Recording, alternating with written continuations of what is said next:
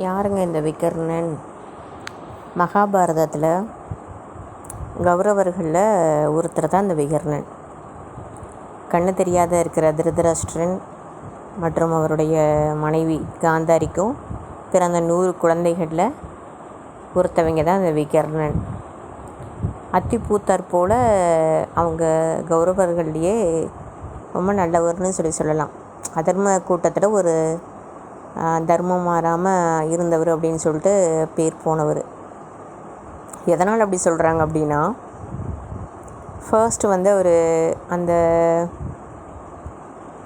சகுனியுடைய ஆட்டத்தில் பாண்டவர்கள் ஒவ்வொருத்தரும் பணையம் வச்சு தன்னுடைய நாட்டையும் பணையம் வச்சு இழந்துடுறாங்க இல்லையா. கடைசியில்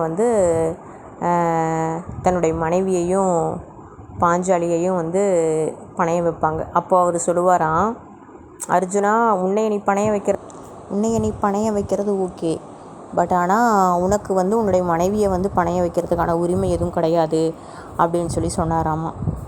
அது இல்லாமல் துரியோதனனுடைய பேச்சை கேட்டுட்டு துச்சாதனன் பாஞ்சாலியுடைய துகிலை உரியும் போது, அதோட ஆடையை உரியும் போது அதர்மம் நடந்து கொண்டிருக்கிறது தர்ம கூட்டத்தில் அப்படின்னு சொல்லிட்டு தன்னுடைய அண்ணனையே எதிர்த்தாராமா.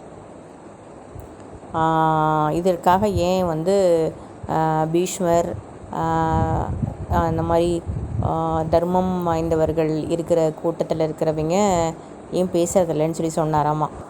இந்த நல்ல ஒரு குணத்துக்காக தான் குருஷேத்திர போரில் 13வது நாள் அவர் இருக்கிற தருவாயில் கிருஷ்ண பகவான் சொல்கிறாரு, நீ நல்லவன் விகர்ணா அப்படின்னு சொல்லியிருப்பாராமா. அவர் தான் விகர்ணன்.